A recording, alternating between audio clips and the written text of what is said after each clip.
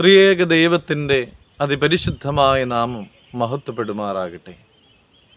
ഏവർക്കും ഹെർമിറ്റ്സ് ടോക്സിൻ്റെ 639 ഭാഗത്തിലേക്ക് സ്വാഗതം.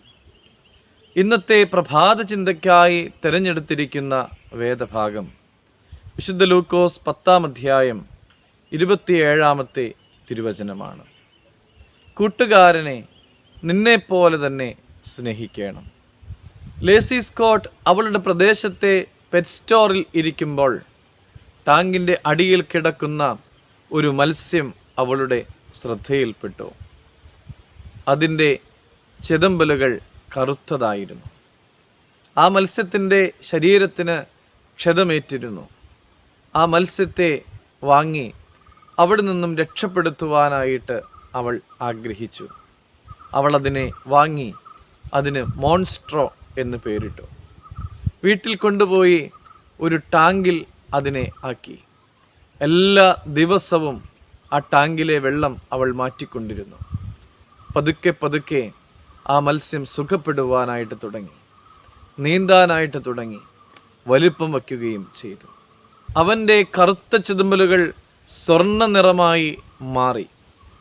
സമർപ്പണത്തോടെയുള്ള ലേസിയുടെ പരിചരണം കൊണ്ട് മോൺസ്ട്രോ പുതിയതായി മാറ്റപ്പെട്ടു. മരണാസന്നനായ മോൺസ്ട്രോയ്ക്ക് വേണ്ടി ലേസി സ്കോട്ട് ചെയ്തതുപോലെ നമ്മുടെ ചുറ്റുമുള്ളവർക്ക് വേണ്ടി നമുക്കും ചെയ്യുവാനായിട്ട് സാധിക്കും.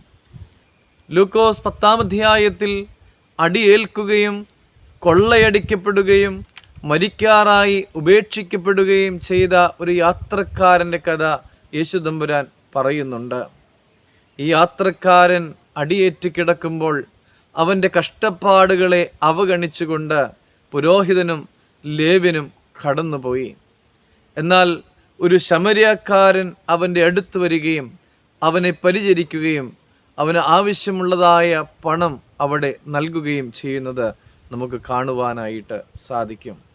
ഈ ശമര്യക്കാരനെ യഥാർത്ഥ അയൽക്കാരനായി കഥയിൽ യേശുദമ്പുരാൻ പ്രഖ്യാപിക്കുന്നു. കർത്താവിൽ സ്നേഹമുള്ളവരെ, ദുഃഖത്തിൻ്റെ അനുഭവത്തിലൂടെ, കഷ്ടപ്പാടുകളിലൂടെ, പ്രയാസങ്ങളിലൂടെ, പ്രതിസന്ധികളിലൂടെ കടന്നു പോകുന്ന ആളുകൾ നമ്മുടെ പാതയിലുമുണ്ട്. അവരെ കാണുവാനും അവരെ പരിചരിക്കുവാനുമൊക്കെ നമുക്ക് സാധിക്കാറുണ്ടോ?